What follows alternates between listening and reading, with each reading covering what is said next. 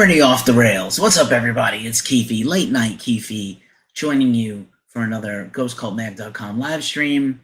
It has been a crazy week, and I'm glad to just be here and able to do this thing. Whoever's up, cool. If you watch this on the replay, also cool. I'm just glad anybody cares about us. We are your 24/7 rock and metal news resource. We do this round the clock, around the world. As you'll find out, we're covering concerts and shows everywhere in the world. Someday, at some point, we are doing stuff all the time. We review albums and we interview bands on our YouTube and podcasts, yada, yada, yada. Thanks for being here. I'm going to drink a liquid death at 1 a.m. because I'm living dangerously. Cheers, everybody.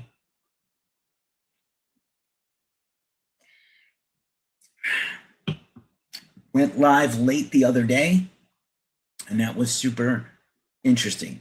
IC3 Brock is here. What up, what up? Or ICB3 Rock, 3B Rock. So let's get on with the pleasantries. As always, I have like a little deck that I make, a script that I follow. Let's get it to work. Here it is. A little thumbnail for your channels.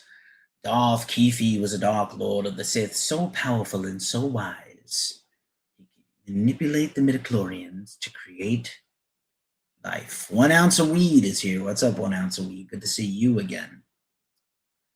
So, yeah, as usual, this is my show, but this is also your show. If you got questions, I'll answer them. We're going to blast through the news, talk about concerts and tours that were announced. We're going to unbox a bunch of merch later in the show, break down all the records that are coming out this week. So much to do on this holiday weekend.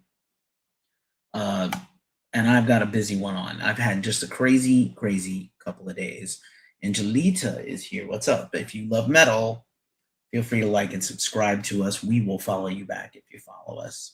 I know it's a little old-fashioned, but I still do care. We always start this with the announcements, so let's get right into it. Of course, it is Star Wars weekend. The Mandalorian and Grogu hit movies tonight. I am probably not going to get to see it until later next week or next weekend, just because my schedule will not allow. What up, Eli Santana? Good to see you here, homie. Former interviewee on our show. But yeah, tell me if you're excited about Star Wars. I'm clearly excited. Although in the thumbnail I am wearing a Terminator shirt, so I definitely have crossed the streams on my things. Dre Booker is here. What up, Dre? Good to see you again. Yeah. Let's see. Making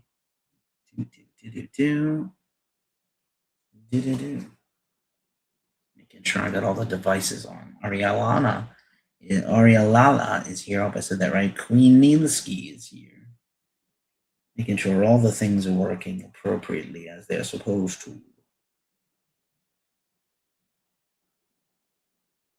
All right. All the things. Do all the things. That's what we always do. So Mandalorian and Grogu is out now. I'll just embiggen this for the moment. Mr. Mona War is here. Chocolate Moose 6 is here. Rob Benning. Thanks for watching. Tell me what you're pumped about this week in rock and metal, or what you're mad about. I've got plenty of shit I'm mad about and equally pumped about. Vakken Metal Battle, which Ghost Cult is a partner, and our co-owner, Omar Cordy, hosted in Brooklyn. What's up, Kat?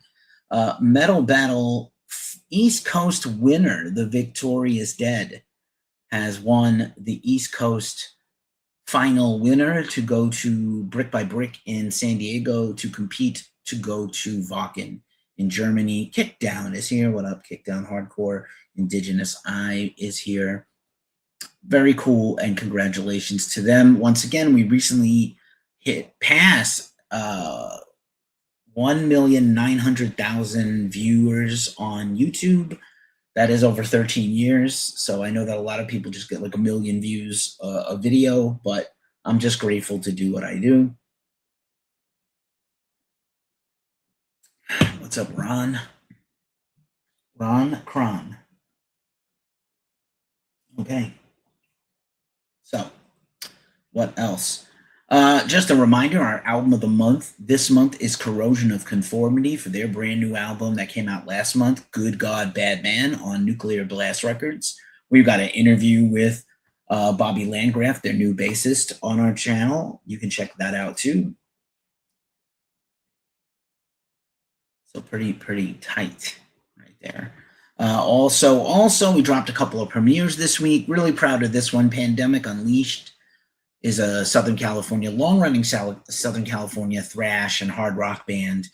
And Ghost Cult's own Morgan Y. Evans is the vocalist of that group and a co-songwriter. And they dropped a brand new single, Drowning. They're first with Morgan on vocals. And they've been touring and not quite on tour, but opening a lot of regional shows in Southern California. Gail Elliott is here. Annette is here. What up, what up, what up? Davion, Justine. It's nice to see some late nighters filtering through on all the channels. Good to see you. Also, this is Mr. Mantell. Captain Mantell, they dropped a new single at Ghost Cult. They have a new album coming out soon, Not Human. Very exciting stuff for them. That's on Overdrive Records. Last week, we dropped a new single from the band Guides, the Pittsburgh power trio, post-hardcore band for fans of Poison the Well and bands like that. They dropped a new single, Drain. Some metal history, and we always start with kind of the sad news first. Chris Cornell's anniversary of his passing, almost 10 years gone, 9 years passed away. Chris Cornell of Soundgarden, Audio Slave, Temple of the Dog, and his awesome solo career. Very sad. I never really recovered from Chris passing away. I've been doing a lot of Soundgarden and Chris Cornell and Audio Slave at karaoke. I do some metal karaoke that I host as well as attend. Also, it was the 16th anniversary of the death of Ronnie James Dio. Super sad. He died really young and at 67, and we are just losing all our heroes. But 16 years now. Joey Ramone would have celebrated his 75th birthday, and it was a big bash in New York City from his brother Mickey Lee. And really cool cast of characters that came out to celebrate Joey and the Ramones, of course. Also, Dr. Hook legend. This one kind of surprised me, but again, it's like sort of the rung of artists that I don't always think about. I hate to sound like that, but sometimes it's just like, oh, I don't know everything, and I don't know everybody, but Dennis Lochieri died at 76. I don't have the details on how, but I think it was after an illness. Moose is passing by. What up, what up, what up? Good to see you. Thanks for stopping by. We're doing rock and metal news for the weekend. Some birthdays this week. Trent Reznor and Josh Homme both celebrated a birthday on Sunday. What's up, Rob? Good to see you. Kenny from Typo Negative and Sun Don't Shine, his birthday's today. A lot of birthdays this week. Where were you on May 20th, 1996? Because that's when Metallica dropped Until It Sleeps. I know I was freaking out because this was not my Metallica. But, in the end, I ended up liking Load and Reload. I don't love them, but I like them. They have some great songs. I think they would have been better as one whole album. But tell me, Load is getting Reload, and Load got a new box set. There's a lot of anniversary stuff going on for Load, as it is the 30th anniversary of Load. Oh my God. Crazy. That Freeman guy is here. Albums celebrating a anniversary also this week in metal and rock. Paradise Lost in Requiem. Paradise Lost in their 800 albums. Sabotage. This one was a class, right when I was really starting to get into progressive metal. This is a real gem. Let's see what else. Flotsam and Jetsam, No Place for Disgrace, a classic thrash metal album. Jason Newsted had, right before he joined Metallica, had co-wrote the first two Flotsam and Jetsam albums, so pretty killer. Pretty killer. Great stuff. Still holds up. Kiss Revenge dropped this week in 1991. One of their best albums of the later. Their 80s stuff is so bad that one just kicked ass out of the gate. There are some cringy lyrics on there, like all Kiss albums, but wow. Pretty banging. All right. What else? Megadeth's United Abominations, kind of a middle period for Megadeth, where Dave was kind of leading the band by himself. I don't really take any co-hosts on TikTok, y'all. I just kind of host my show, but if you want to conversate, drop questions, drop comments, I'm here for it. Motorhead, We Are Motorhead. This is a live album. I think kind of the reason I'm not more psyched about all these Motorhead posthumous releases from the band is because there were so many live albums that are classic, Everything Louder Than Everyone Else. And so I am a little bummed that all of this Motorhead stuff or these tapes and demos and things, those are cool. But I think the new live albums I'm not super jazzed about unless they're start coming out with better quality. 2 Dio albums came out this week in rock and metal history. We talked about the passing of Dio, Lock Up the Wolves and Killing the Dragon. Pretty interesting albums. Neither of them at the top of my list, but we recently did a Dio series on my other podcast. Sacred Reich, The American Way. This was a humongous album for me as a teenage crossover thrash fan. I still love this band. I can't wait to see them again. New album coming out soon. Marcus Johnson, Brenda, what up? Sylvester, what's going on? Just doing some rock and metal news late night here on the West Coast in America. Let me know where you're at. Let me know what you're listening to or what you're interested in talking about. Warbringer dropped the banger. This was a real waking into nightmares. This was a tremendous album for 2009 thrash. And that's the metal history and the announcements part of the show. I will put myself back on screen. Once again, even though we have some advertising brought to you by some affiliates and some sales, we do love to get some tips. You could either give us a super like or a super chat on YouTube, or you could hit any of the things we do and share. Cash App, Ko-fi, Venmo, PayPal, whatever. Again, I'm always appreciative of whatever people want to share. All right. Appreciate you, Marcus. All right, Peter is also here. Husky Hustle 284 is here. Cool name. There's our Cash App, in case you're curious. Man, I'm up late. I got a whole ass thing to do tomorrow, so I better finish this up soon. All right.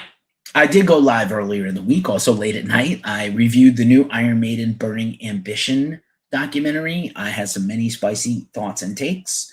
Let me know if you saw it. Let me know what you think of it.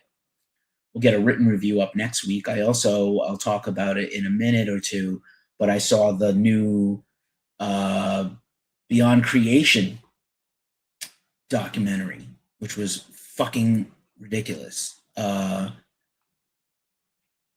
Anyway, what first got me into metal? Well, that's a good question. I had an older brother that was into classic rock and hard rock and progressive rock.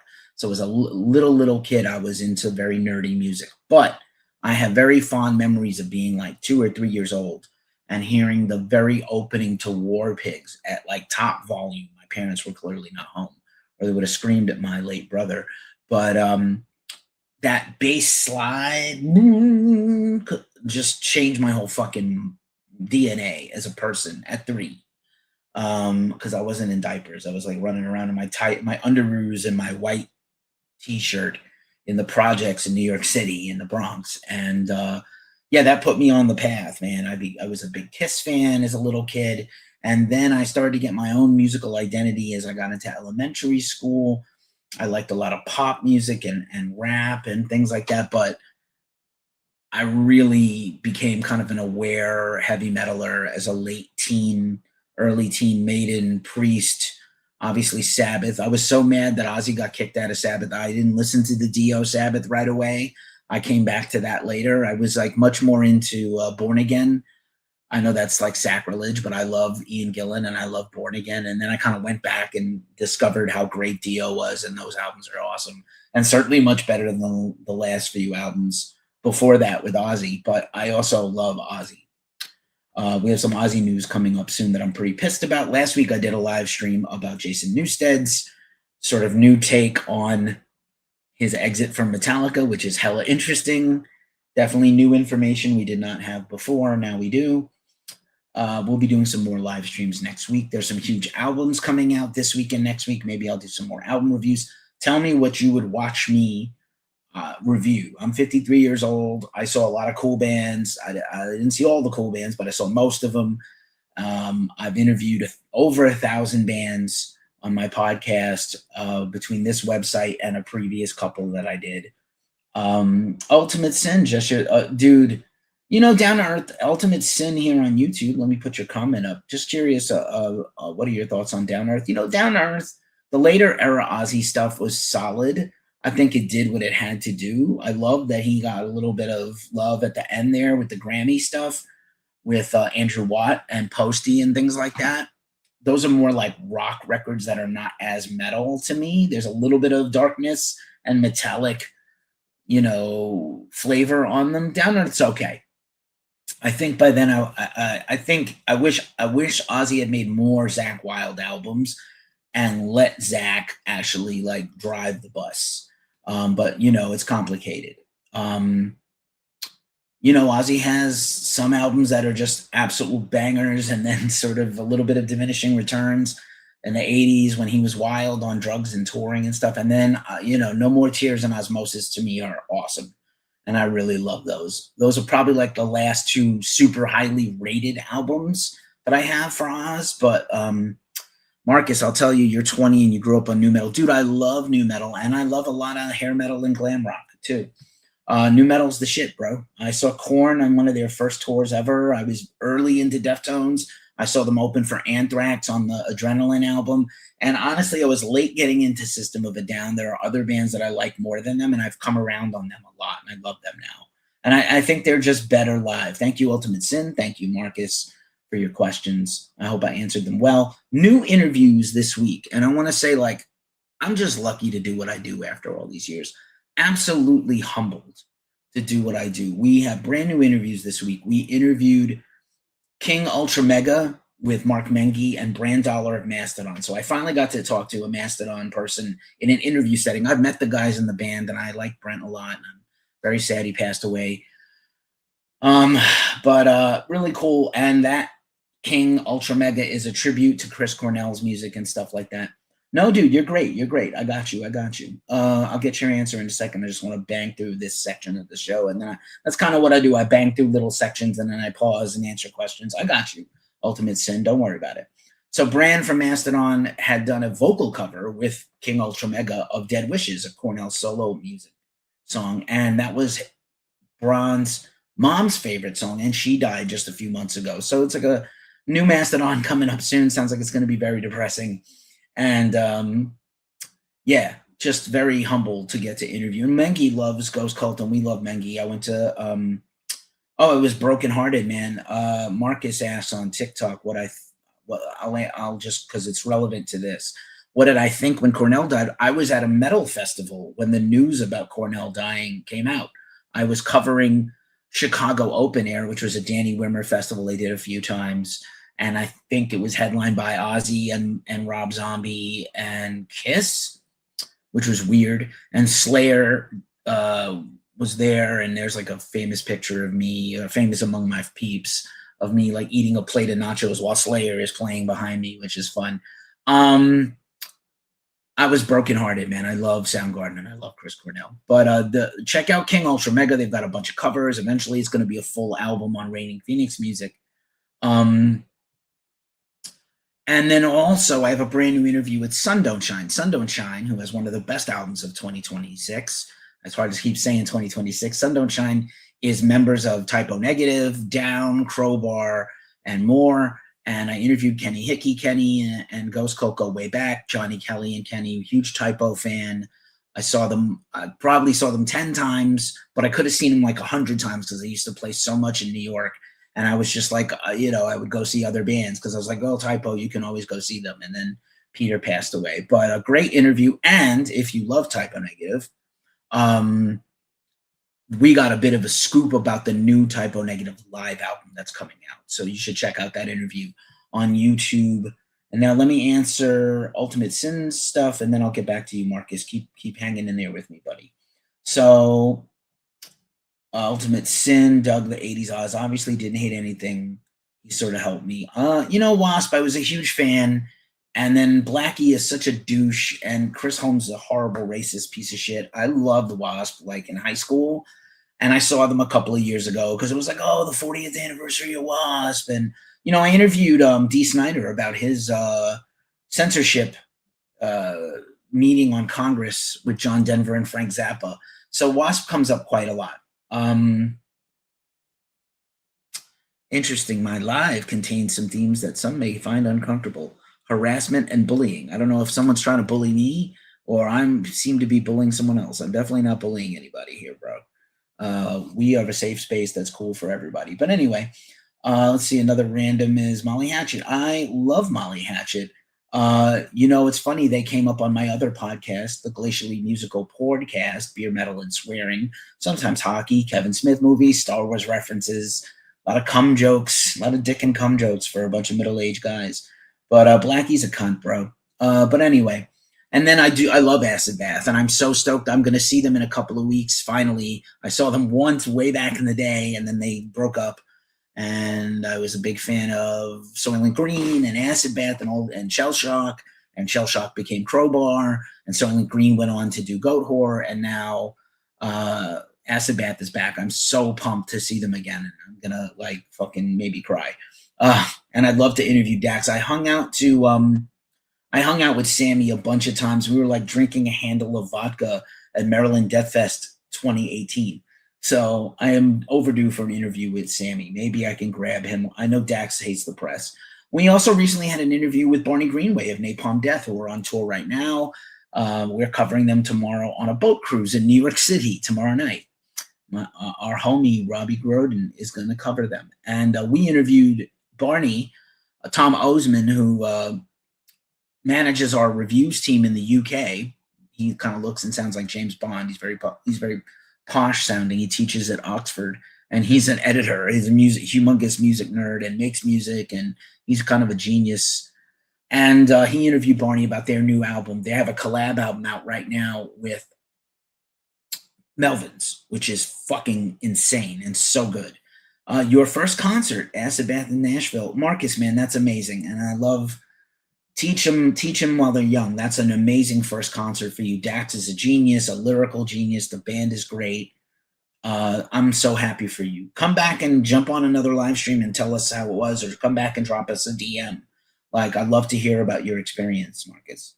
And Nashville, man, we have a team there. We should cover some more stuff there. Recently, we interviewed Chad Green of Frozen Soul. His dad passed away. His brother's also in that band. Their dad passed away this week. So there's a GoFundMe on for that. I'll see if I can find it here quickly. But my partner, Omar, interviewed Chad. Frozen Soul, we've been fans of them from the very beginning. One of the best younger death metal bands, even though they've been around for a long time. Can I roll with King Diamond's voice? Those first two Merciful Fate albums bring you into hardcore soul rock and roll. You know what, man? There was a group of my friends growing up that used to gig on King Diamond, but you cannot fuck with King Diamond in terms of the greatness of the character and the storytelling and the songs.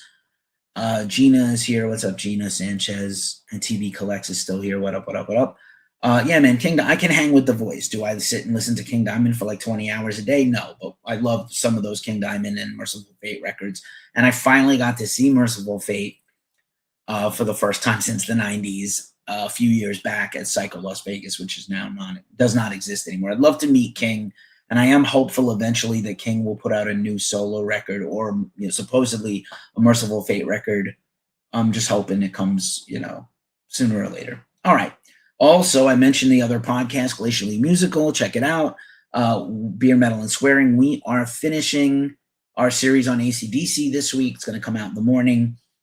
Super pumped for that. And then we're going to take a chaser episode where we talk about vinyl and vinyl care. I'm going to unbox some vinyl and some merch in a few minutes, in about toward the end of the show. But yeah, man, the AC/DC series has been interesting. They had one of the most interesting early, just the Bon Scott album, so interesting. Their record label kind of shat on them all the time, and it just made them hostile and angry, and they channeled that anger into songwriting. So yeah, man, I love King Diamond. Marcus asks, what movie do I think has the best metal soundtrack? Judgment Night comes to mind. The Crow hit an anniversary last week, the 32nd anniversary.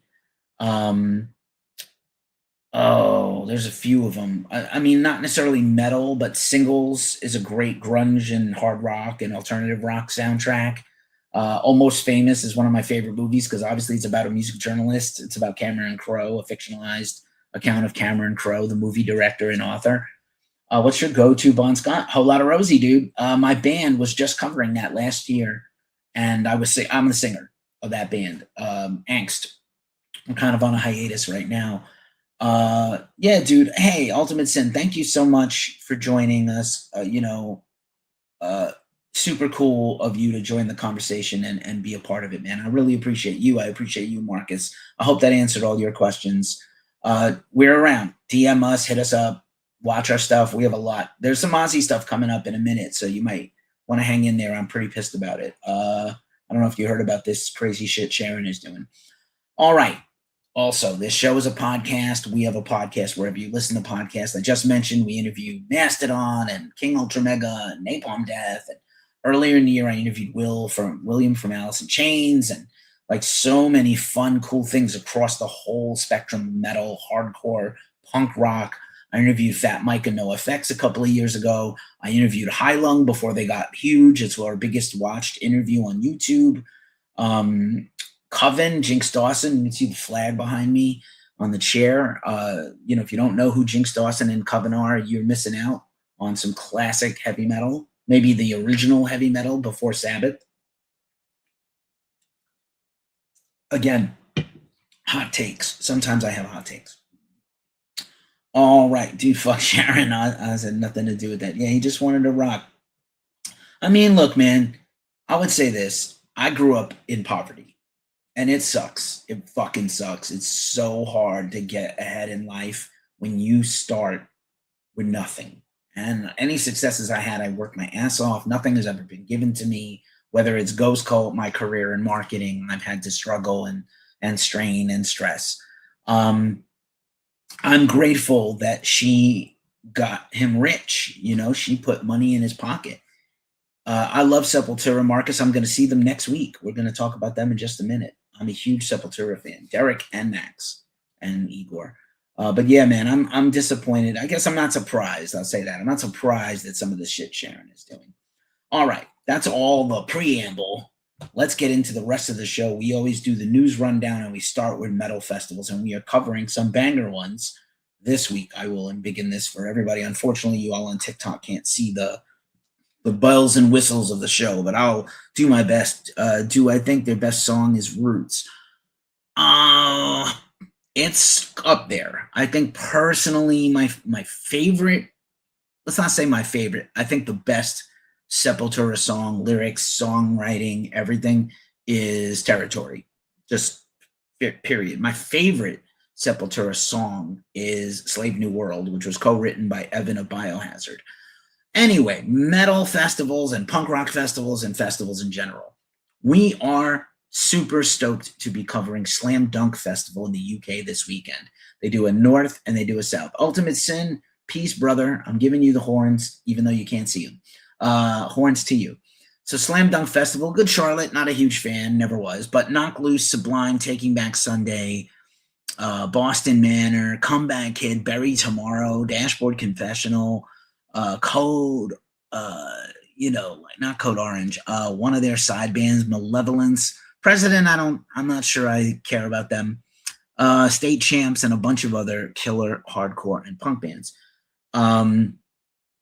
So super fun. And what actually happened is one of our team members applied to cover it, Lorna Leahy, and you can go follow her. I'm going to drop her Instagram, both the Instagrams of my UK people, into the chats. And what you should do is give them a follow. I don't think they're on much on TikTok, but photos by Lorna on Instagram for Lorna. Lorna got asked to be part of the team of Slam Dunk Fest to cover it. So I'm really proud of her. And then because of that, our other photographer in the area is going to go also and actually cover the festival for Ghost Cult. That's Bill Maudsley.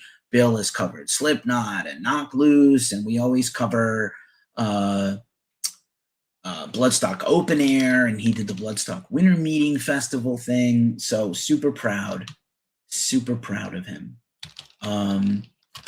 And them, and just really super cool. Please give these folks a follow if you can. If you're on the gram, definitely give them a follow. Photos by Lorna and W Maudsley for Bill's photo stuff. Just so fun and cool. So really cool. Really honored to do Slam Dunk. I used to have like thousands of CDs. I do get. So just like in Almost Famous, you never make a lot of money, but you will get free records from the record companies. I buy a lot of music. I'm also sent a lot of free music, albums, vinyl, and CDs, kind of all the time. And I also get to listen to albums before they come out.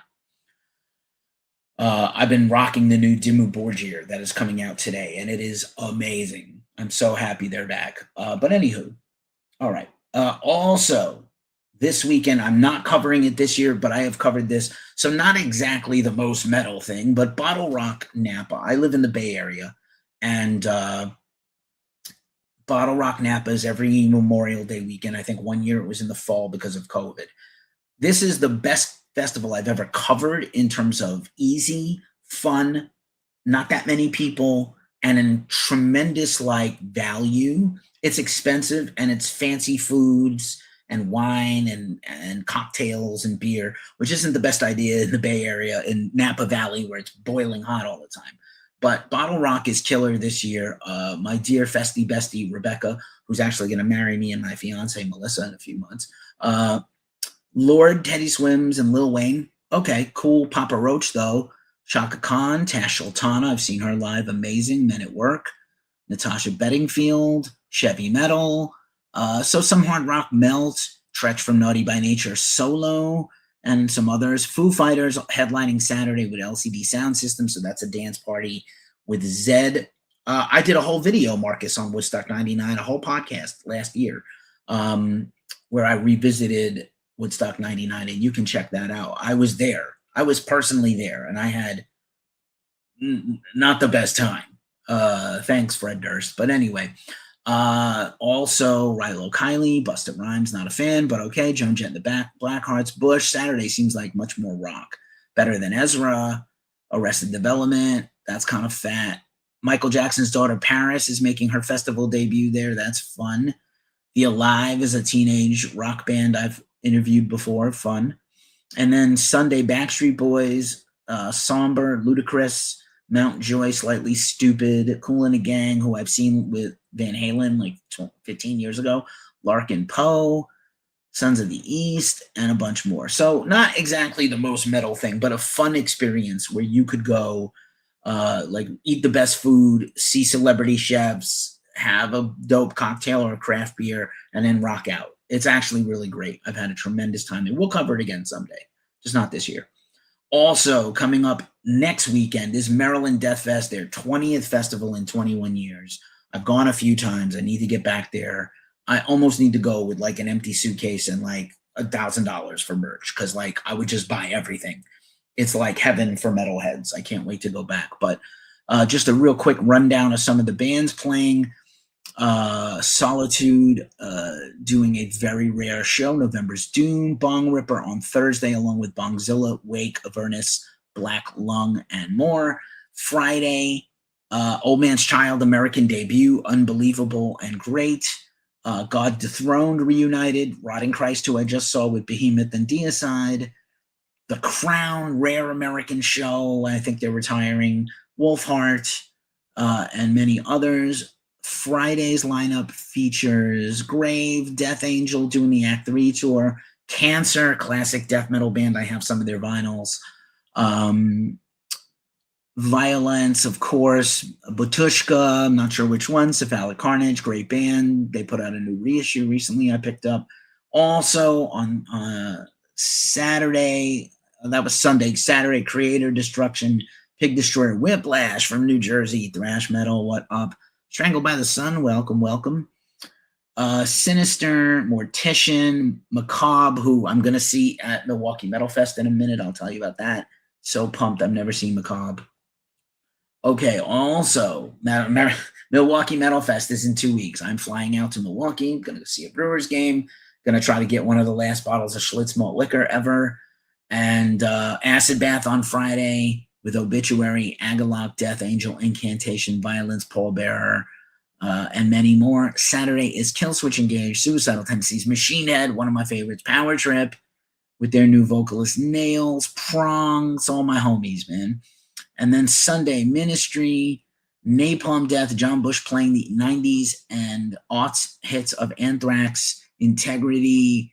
Not sure if they had to drop out because I know Dewid is having some problems physically. Uada, and Macabre. And that's like the big one for me. I've never seen Macabre. And then the pre-party is Thursday night. So I'm going to go see a Milwaukee Brewers game. Never been. Going to go. And then it's a Muir. Josta and friends playing covers, and he's got a killer lineup with them. Also, Gasket, who just dropped a new album, playing that day. So awesome. Furnace Fest, we told you about last week. A Day to Remember, Bring Me the Horizon, Circus Survive, Under Oath, Motionless in White, Slaughter to Prevail, Chiodos, We Came as Romans, Kubla Khan, The Plot and You, Suicide Silence, Norma Jean, Hatebreed, Poison the Well, Cartel, Hail the Sun, Bleeding Through, Sleeping Giant. So some killer bands, some bands that are not for me, a lot of deathcore, a lot of hardcore, a lot of punk. I love a lot of punk and hardcore and some deathcore. Let's see. Headbangers Boat did one of the coolest things I've ever seen. They are, I think, you know, we're talking a lot about concerts not selling out and festivals not doing well. So Headbangers Boat is not sold out for the first time ever, but I think it will eventually sell out. These cruises do very well. Headbangers Boats, Lamb of God's cruise, basically every year. This will be their third one. Zach Sabbath, Dillinger Escape Plan, In Flames, Gwar, The Haunted, Death Angel, All Shall Perish, Kylisa, who I'm dying to see again. I think they're playing it Aftershock, so I might have to go.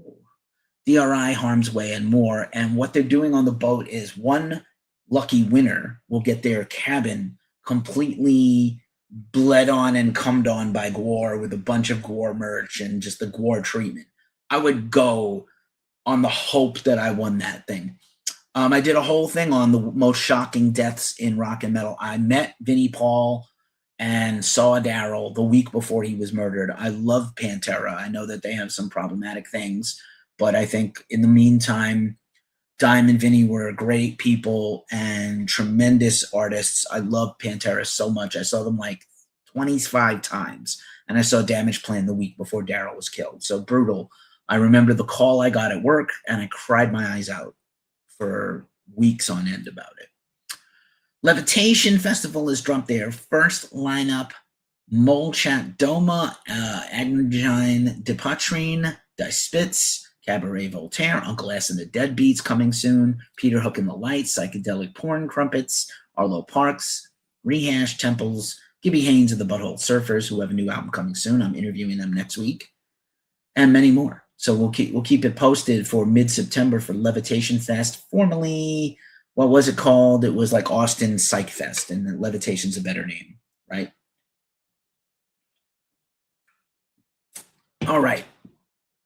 Powering through. This looks really cool. Dark Lord Day at Three Floyds Brewing in Indiana.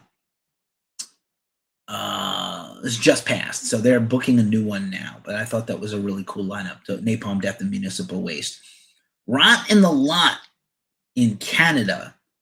Hatebreed, Terror, Incantation, Gates of Hell, Torture, Kill Chain, and more. That is really cool looking. I'm looking up for the rest of that lineup.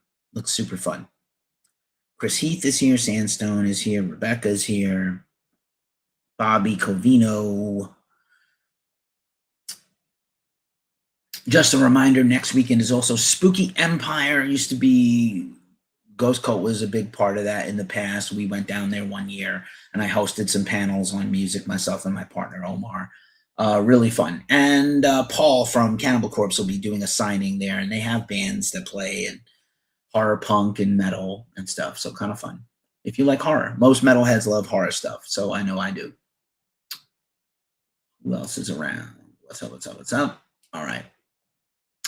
Now on to tours. And we were telling you last week that Metallica kicked off their M72 World Tour. A homie of mine went to see them in Poland last night, said they were phenomenal. I know they've seen like 90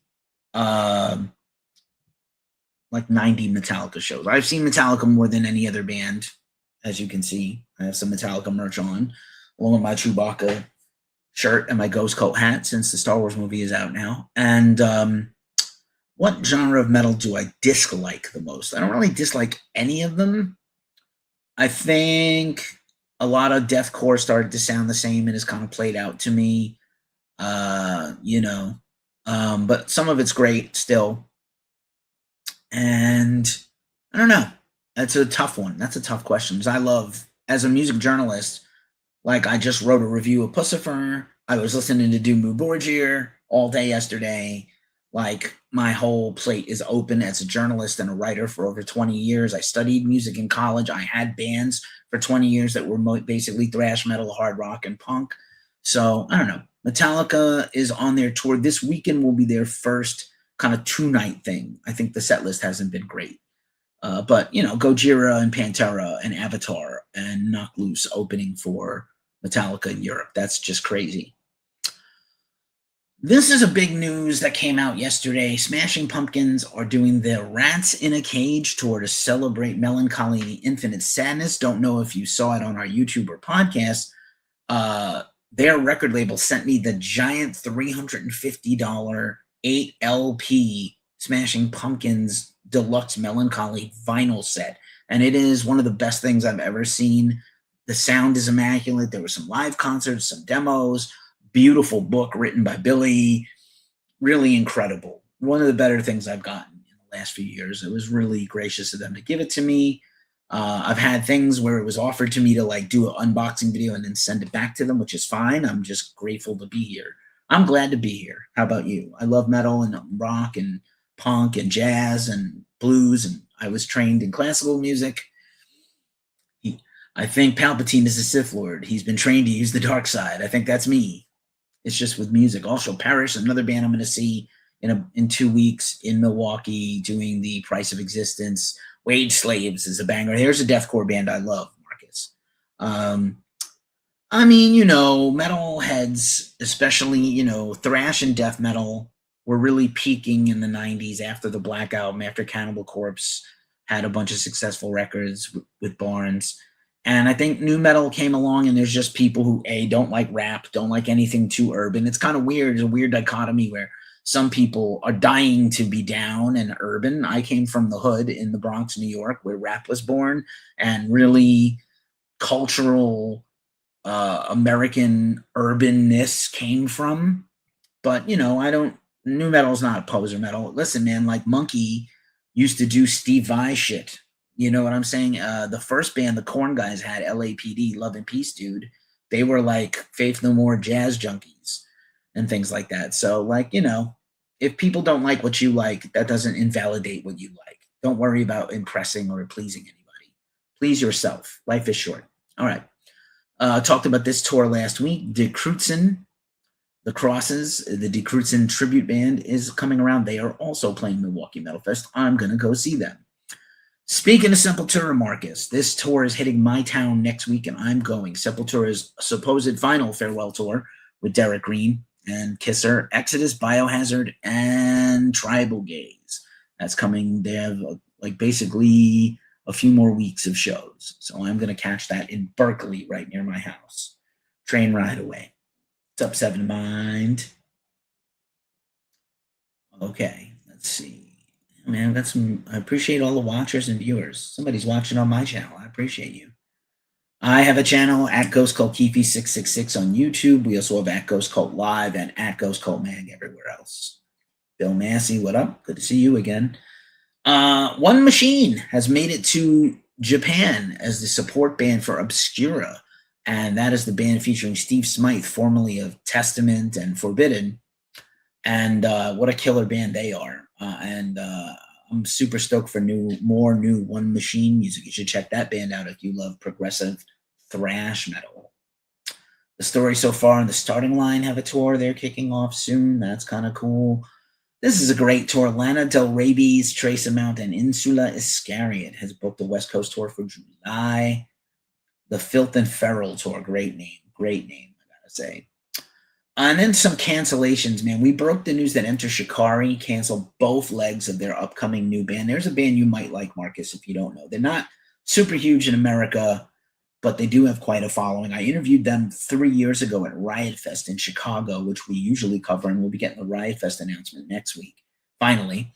But Enter Shikari said they had visa problems, and they had a tour that was about to happen, and I think they had a tour that is booked for the fall, and now they can't do any of them. What did I think when Max Cavalera left Sepultura? I was brokenhearted, but, Igor stayed for 10 years without Max, and they didn't talk. And that's what, sometimes when a marriage is bad, the parents don't stay together. I love Sepultura with Derek Green, and one of the few people, I've interviewed Max Cavalera like 10 times in my career. You can go look it up on YouTube or our website at ghostcultman.com, and we have a great relationship. I love Gloria. I see Richie from Insight, Richie Cavalera, and Igor, the son, and the brother. I've interviewed most of them. And, I was bummed out that he quit. And there were, good reasons. Dana died. That was brutal. And we did get Soulfly, and all of Max's other projects were, sort of grew out of leaving Sepultura, which is a good thing for metal. And I think the music with Derek has been terrific, especially these last run of albums and their new EP. I think I unboxed it on here about a month ago. Came out about 3 weeks ago. So, I was bummed, but, 2 Christmases, yay. So there's Enter Shikari, You and Me at 6, and yours truly. So metalcore with like some synths and dancey tracks, but sometimes heavy as fuck. Enter Shikari is a great band. I'm bummed for them. And other bands, when a tour gets canceled, they lose their tour. So now they don't have an income. Also, Static X has apparently a medical situation and has canceled all their further tours. I know that Matt Zane from Society One, also the porn actor and director, is working on a documentary, an unauthorized documentary about Wayne and Tara Patrick, Tara Ray, who was Wayne's wife and friends of his. And there's a lot of beefing back and forth. What's the craziest band you interviewed? Well, what do you mean by crazy? I interviewed Jazz Coleman of Killing Joke, where he just went nuts for like an hour, just one thing after another, theories and conspiracies and fucking crazy shit. I recently interviewed a band called Kalohunka from Texas that basically does grindcore and like maybe Mr. Bungle kind of weirdness. And their music is made for slugs and slug creatures from another galaxy. Like a smarter Joe Rogan. Joe Rogan's not a smart person. He may like a lot of conspiracy stuff, but I hear you. I wish Joe Rogan would shut the fuck up and go away. I can't believe that guy gets $100 million a year to do what I do. He's not any smarter or better than me. But whatever. Also, this bummed me out, the Psychedelic Furs. My fiance told me about this last week, I think during the show. Living Color was supposed to open a huge U.S. and Canadian tour for Psychedelic Furs. They have a medical situation also and cannot tour anymore. So I don't know what that means for Living Colors spring and summer. Hopefully they can book some other shows because that sucks. I love this. I have this meme up right now, Marcus. It's Peter Steele, one outfit in bulk, the green army shirt and the hat. You can't really describe memes. You got to see them. But anyway, all right. On to the rest of the news. Whew, 1:50 a.m. I need to go to bed.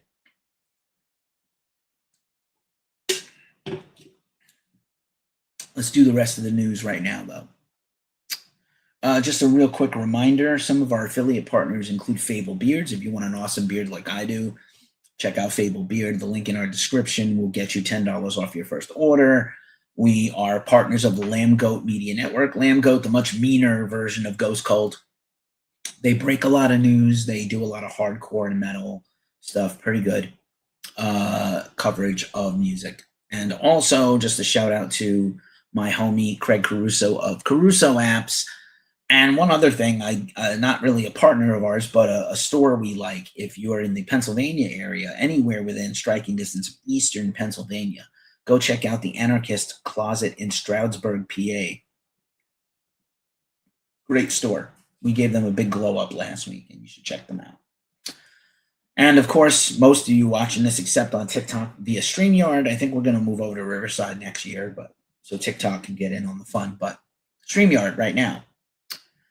What gives people feelings of power? Money. Like this thing's funny. My fiance sent this to me. I'm getting married in like 55 days. This shit is mind-blowing to me. I'm so happy. What gives people feelings of power? Money, status, or I've got that record on vinyl. I'm that guy. How did I get into the passion of podcasting? Well, you know what, man? As they say, I thought I had a face for radio. I studied broadcast journalism. I studied musicology in my first go-round at college.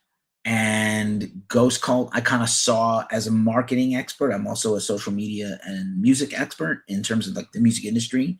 I used to teach and train bands how to manage their social media and how to get, what steps to take to get signed, especially rock and metal.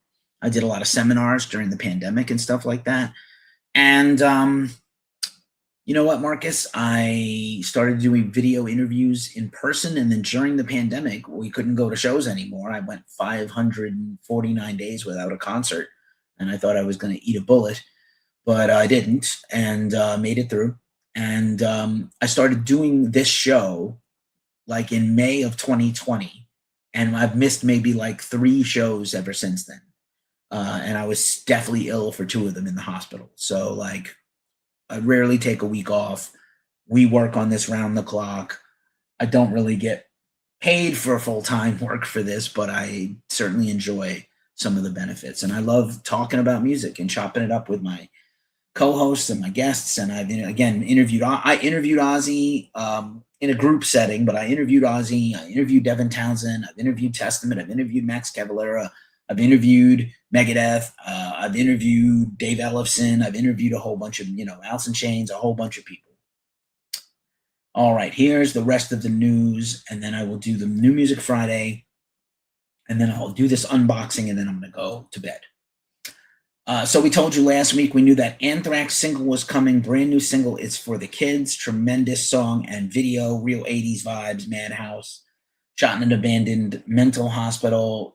Their new album, Cursium Perfecto, is coming out in September, right around my birthday, on Megaforest Records, the label that they restarted themselves. There's their album artwork, kind of looks like an Opeth album cover from like the last 10 years, like their progressive, nerdy, stoner, weirdo album cover. Kind of interesting. Here's the Ozzy news, man, and I wish that I wish Ultimate Sin was still around. This is fucking depressing. So Sharon made an announcement today, and a bunch of people picked it up, that there will be Ozzy Osbourne will live on as an AI avatar.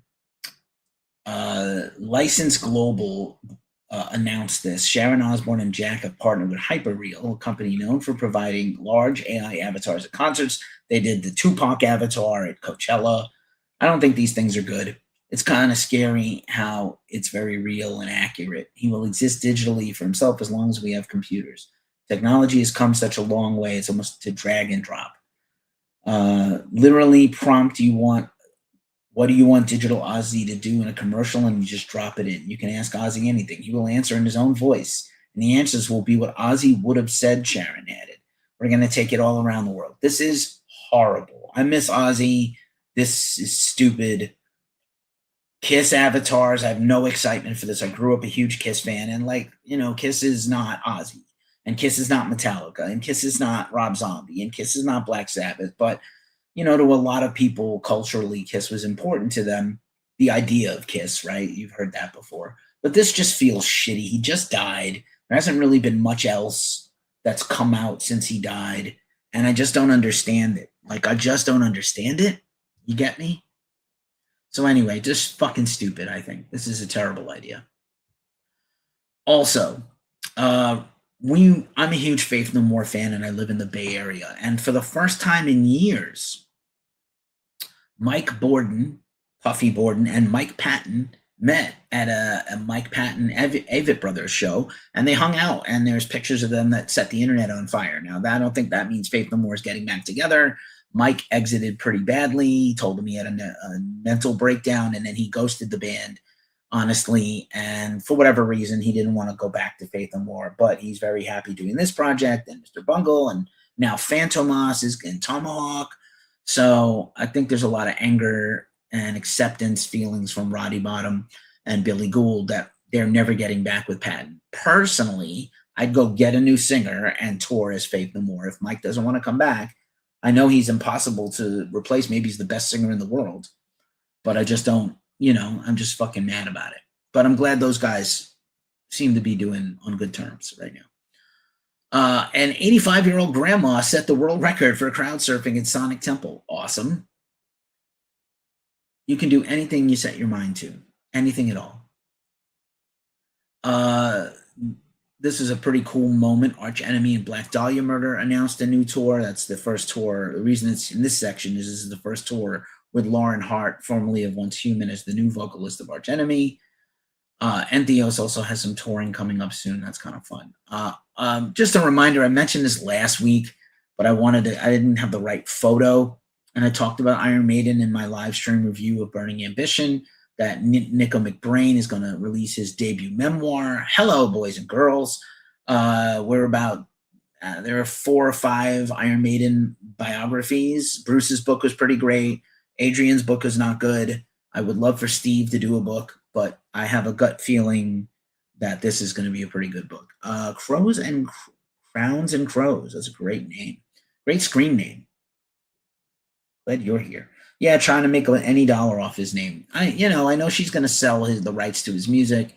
Ozfest is going to come back next year. I am interested. We'll see. Jury is out. What's the best band documentary? I mean, the Ozzy ones last year almost broke me, dude. Like, so hard. I will say the Pink Floyd Live at Pompeii is pretty amazing, just for the time and the restoration. The Beatles stuff that's on Disney Plus from Peter Jackson of Lord of the Rings was pretty amazing. In terms of metal, I have to say that Into the Void series last year, if you have Hulu or Disney, was pretty fucking fantastic. They did a really great job. And I love Murder in the Front Row by Adam Dubin and Get Thrashed by Rick Ernst. Really great stuff. And there's a bunch more. So Left to Die is a supergroup of former members and associates and influenced people from the band Death. And they have announced they signed to Relapse Records, who was the label of Death, at least for the reissues, and some of their classics. And their debut album is coming soon, where they're going to reinterpret the Death demos that were under the name Mantas. And so Left to Die, they dropped a new single called Archangel, incredible. It's Matt Harvey from Exhumed and Gus Rios, who's toured with Death, and also from Gruesome, which is kind of a tribute band to Death, and Terry Butler, formerly of Terry Butler of Obituary and formerly of Massacre, and Rick Ross. So, people who've been in Death, pretty great. I'm so pumped for this. I also would say that Cannibal Corpse, anniversary documentary they put out a while back, that was pretty great. Smirk is a sort of power pop, indie rock, alternative rock project, and they are dropping a new album. That's pretty cool. Shane Embury of Napalm Death has been putting out ambient music under Dark Sky Burial, but now he's going to put out his own brand new debut solo album under his name. That's kind of fun. John Carpenter, the famous director and horror music maker, is putting out John Carpenter's Cathedral, a brand new album with his son and their regular collaborator, Daniel Davis. Skin Graft Records is a pretty cool label we do a lot of stuff with. And they're doing a pay what you want on Bandcamp right now for a big compilation from their label. So check that out. What do I think about Mortician? You know, I've met Will Raumer, and I'm from New York City, so I know that like the death metal community loves Mortician. Like I can listen to Mortician here and there, but I don't sit around and think about them as the best band I've ever heard. I think it's kind of like very samey. Like it's shocking at how brutal it can be, but I don't know that I like would enjoy listening to them for a days on end. But okay, not terrible. Here's another one. This kind of surprised me and impressed me. This is the Bruce Dickinson's Mandrake project is coming out with his second album and graphic novel and comic book series. I have all the first ones. Shout out to my dude John Harder of Waterfront Comics for hooking it up. And I am very much looking forward to yet another album from Bruce. Like to really go see Maiden on tour with Megadeth and Anthrax on either the East Coast or the West Coast, but we'll see. My wedding is the most important thing in my life right now. New Music Friday, the mailbag, and then the show is over. All of y'all who've been hanging out and conversating, Marcus and Ultimate Sin on YouTube, I appreciate y'all so much. Let's do this. Let's talk really quick about what new albums came out this week. They're out today, but you know, maybe you have. Do I believe Snot could have been as big as Korn? I do not, but I love Snot, and I love that they're back now doing stuff, and I'm excited for a new Snot record. I love Lynn. I was at the Ozfest show when Lynn came out of the Limp Bizkit toilet bowl that was like 20 feet high and ran naked through the whole backstage and into the parking lot. And when the cops caught him, he told them his name was Dave Mustaine, which is fucking great. I don't think they had as much talent as Korn, but I think they were better than a lot of other bands that became huge. So I don't know. Here's just a quick rundown of some of my favorite records. These are records that I think are essential for you to have. New Armored Saint, if you love the classic heavy metal and thrash. Emotion Factory Reset on Metal Blade. Ataraxia, Sulfera the Fair on the Circle record for some heavy metal. New re-releases of the three classic At the Gates records, The Red in the Sky is Ours, Terminal Spirit Disease, and With Fear I Kiss the Burning Darkness, all from Peaceful Records. Bear and Hedonia EP, it's a band we've done some premieres with. Great band, like hardcore beat down, hardcore metal, metallic hardcore from Europe. Let's see, progressive artist Dan Byrne, This Is Where the Show Begins on Frontiers SRL. Dead Registers got an album re-release this week. Fiber, their 10th anniversary. Dimmu Borgir's new album, I can't shut up about it. Grand Serpent Rising, tremendous. Fatal Vision, 4 sides to every story on Escape Records. Fireball Ministries, Second Great Awakening re-release for some stoner rock on Ripple Music. Let's see, Horrific Visions, Remnants of Atrophy for some death metal on Comatose Records. Isegrim re-release, self-titled on Fireflash Recordings. Cottonmouth Kings, here's a band for you, Marcus. Cottonmouth Kings' new album, EP, California Burning. Clever. Marmosets, Cowardice on Network Records for some pop punk. Oracle of Worms, Cult of Suffering on FDA Records. Rival Cults, Our God Needs Blood on Seeing Red Records. Skip Danko B-Movie Road Club, Tripping on a Chinese Market on Alzorp Records. Varg, not Varg of Burzum, but the band Varg from Norway, live at the Wolfsight Festival on Napalm Records. Witching Hour, Descending, Where Time Has Ceased to Exist. Dying Victims Records. XCOM, Time to Burn, crossover thrash featuring Scott Ian's son. Revel, and Your Spirit Dies, It Is Well EP on Monarch Heavy for some metalcore. Okay. My partner at Ghost Cult has been breaking my chops about this for a long time. Let's do the mailbag. I'll just make me the solo here. So I have another camera angle. Everybody except you on TikTok, I'm going to show this camera. Let's see. Here we go. Boom. You looking for this? There we go.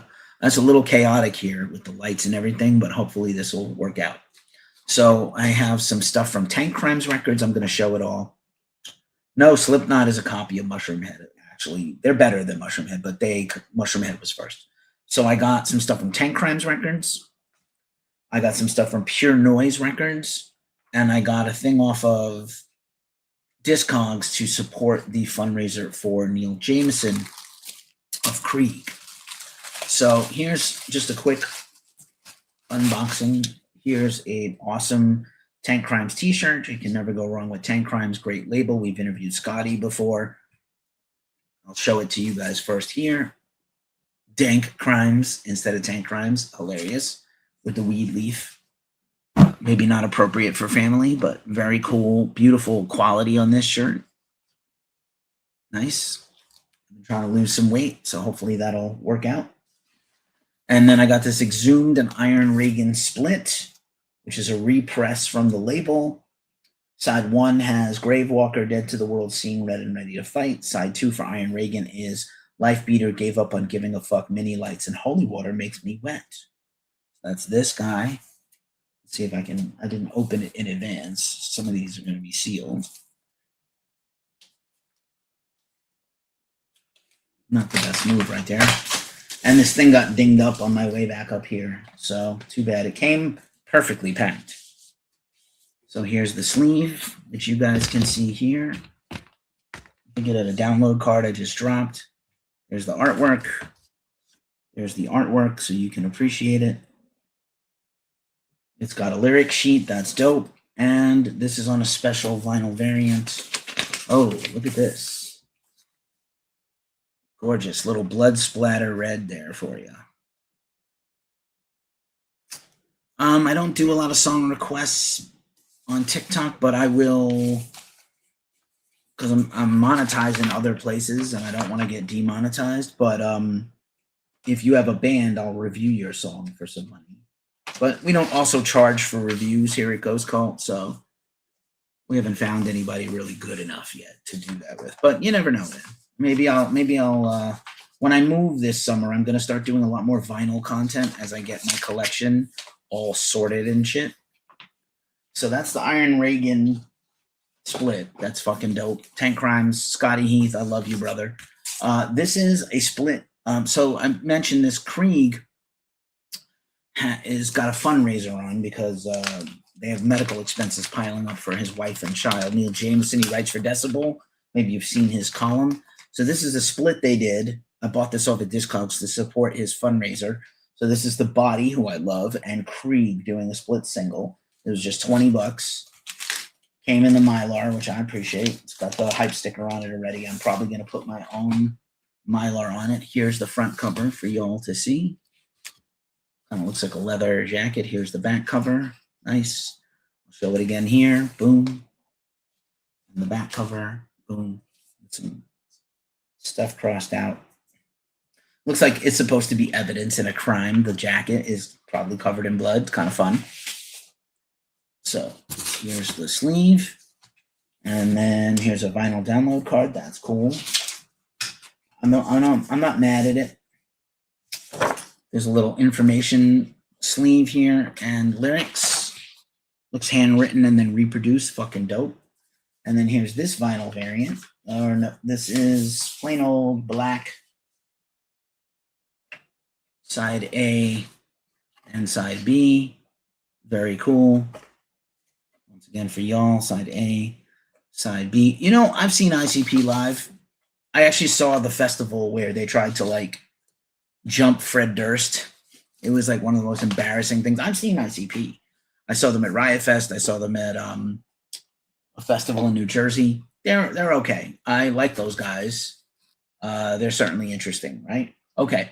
Now, so that was Tank Crimes, the shirt and the vinyl, Iron Reagan, and Municipal Waste, and then this Krieg and Body split. That's cool. And then so Pure Noise Records, I think I pre-ordered the Koyo album, which is sort of hardcore, metallic hardcore. And then they were having like a hella sale. So I got a bunch of things. So I have a list here from Pure Noise Records. This was like dirt cheap. The Koyo was the only thing I bought full price. So this is Keepsakes and reminders, long sleeve gold shirt, killer band, long sleeve fun color shirt. I'll show it to you in a second. Koyo came with a sticker, a poster, marble LP for the new album Barely Here. Then there was a Spectre LP for like $3 on some Silver Galaxy vinyl, Reckoning Swamp, Green Cloudy, and 10 Digits Away, Half Blood, Red, Half Clear with a black splatter. Let's see if there's anything else in here. Nope, that's it. So pretty fucking cool. I think the entire thing was $60. I have so many black shirts that I made it like a gag. I have a pink Slipknot shirt, and I have like a Jane Doe mint green shirt, and an Author and Punisher safety orange, like a train worker or something. So I do love some fun occasional shirts. I had a blue shirt on in my other podcast the other day from the club in that club that's closing here in San Francisco, bottom of the hill. So we'll do it like this. Let's do the shirt first, since you just asked. So here's the shirt. This is fucking dope. Youth Fountain, fun band, cool shirt. And I'll just, could have pre-folded it. That would have been smart, right? Check this, like mustard yellow, like so bright, almost American cheese, orange yellow. Right, really fun. And lighting in here is pink and blue, so it's a little challenging, but kind of dope. I'm going away for the weekend with my fiance for her birthday and bridal shower. Maybe I'll wear it. And now the vinyl, right? A whole bunch of vinyl for one full price thing. Everything else dirt cheap. Fucking dope. I never did tie-dye. Maybe when I was in my 20s. I had one Pink Floyd tie-dye shirt that I got as a bootleg at a concert when I saw Pink Floyd in '94. Without Roger, happily. But I don't do tie-dye, in case you were wondering. I don't know if you were wondering. Some people wonder. So here's the Koyo single. I hate the Grateful Dead, bro. They're a great band. My brother was a Deadhead, and he just kind of made me hate their guts. So this was the single. 10 Digits Away, Straight North, and Call It Off. Oh, this is fun. Check this vinyl out with the telephone. Very fun. Here it is. Here's the front and the back. Very cool, right? So there's that. And then, let's see. Here's the Koyo stuff. We'll do that first. So here's the poster. Double-sided poster, kind of fun. And the back with the album artwork with the phone. No, man, I can't do the Grateful Dead. I just can't. I know they're very talented. Here's a sticker with a little QR code on the back for some other merch stuff. Here's the new album, Barely Here, on red and white marble. This is out now. I think I paid $30 for this, brand new. And the rest, again, maybe another $30 for like another $30 plus, maybe including the shipping for a 7-inch and 2 more 12 inches. That's fucking dope. If you collect vinyl like I do, I have about 1,400 records. They're not all here in California. Here's the sleeve. Here's your sleeve. Koyo, Barely There. Killer album. Good band. I'd really like to interview them. It's like a download card and another poster. That's cool. And then here's an inner sleeve. Always put your vinyl in Mylar inners and outers to protect your vinyl. This looks like a pink marble. Very fucking cool. And the back, pretty much the same. Look like maybe little streaks of white. Here we go.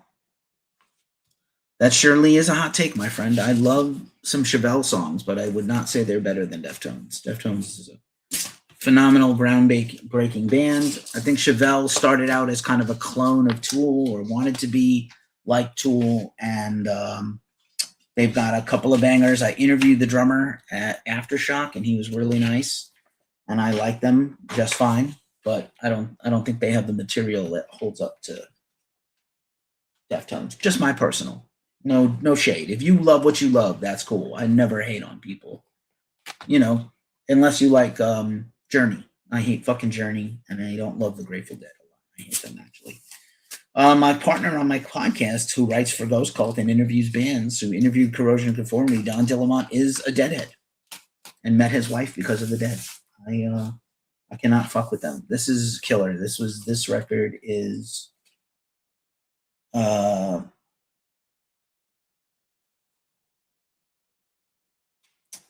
Noise. Which one was this one?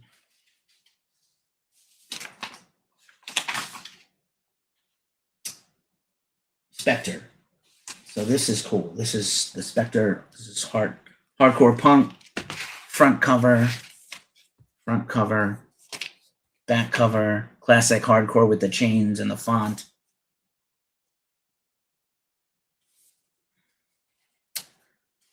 Yo, what's up, Chris? Late night Keefy here, unboxing some vinyl and doing some metal news. Good to see you. I hope you have a great weekend. Unboxing some stuff from Pure Noise Records. I got my Testament reissue recently, about 6 weeks ago. That was fucking great. So here's the Spectre clear translucent gray. Really fucking cool. Really fucking cool. Translucent gray vinyl. Very nice. Very nice job, Pure Noise Records. For some punchy hardcore. Spectre, fun band. That's like one of your best hacks if you want to like grow your collection. Thrift stores, DIY punk record stores, and when a big record label like Pure Noise or Metal Blade or Nuclear Blast is having a sale, go deep. Go in. You might discover your new favorite band. And here's Rotting Out. Can't fuck with them. So good. Such a good band on Pure Noise Records. And I think this is an EP, Reckoning. So this is another one. I have all the hype stickers here. I'll have to get these home in one piece and put them on my Discogs. All right. Almost done with the show in a very manageable hour and 17 minutes. I really can't be doing these things all hours of the night, but I got kind of a free weekend after this. So good for me. Not so good for everybody else. All right. Here is Rotting Out, Reckoning. All these came with a download card. Even the one I got off of Discogs, that's the Black Metal, The Body, and Creed for that fundraiser. Again, Neil Jameson.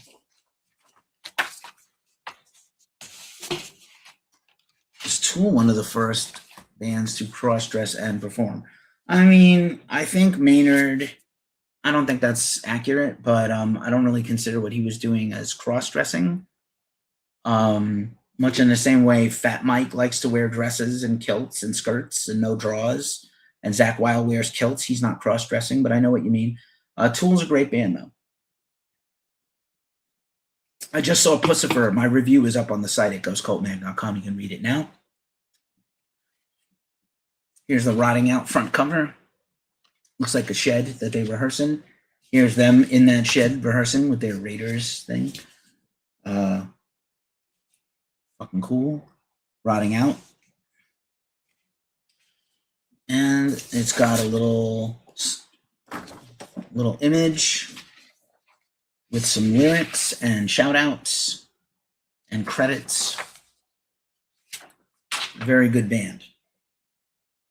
I saw those early Tool. You know, I didn't see Tool until Undertow, but I saw that tour with the breasts and the wig, and I saw the Blue Guy tour. Oh, this is fucking dope. I forgot about this pattern. This is wild.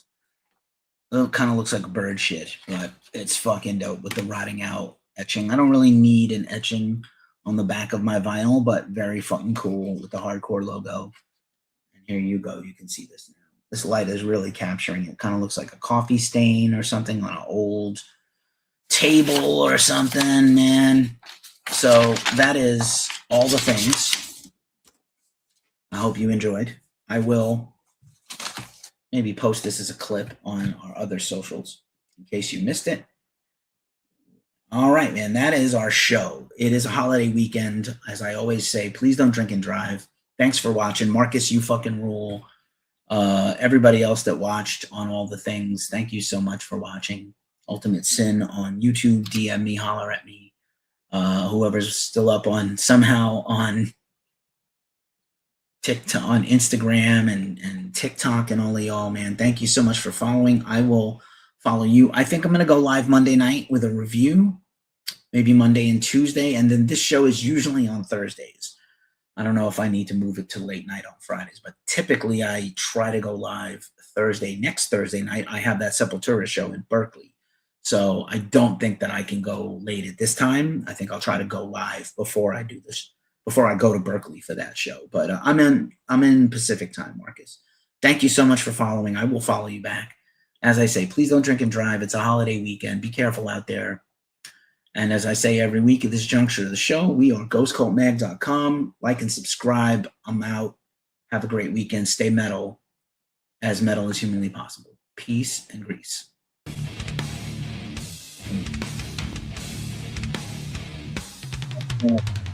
Take care.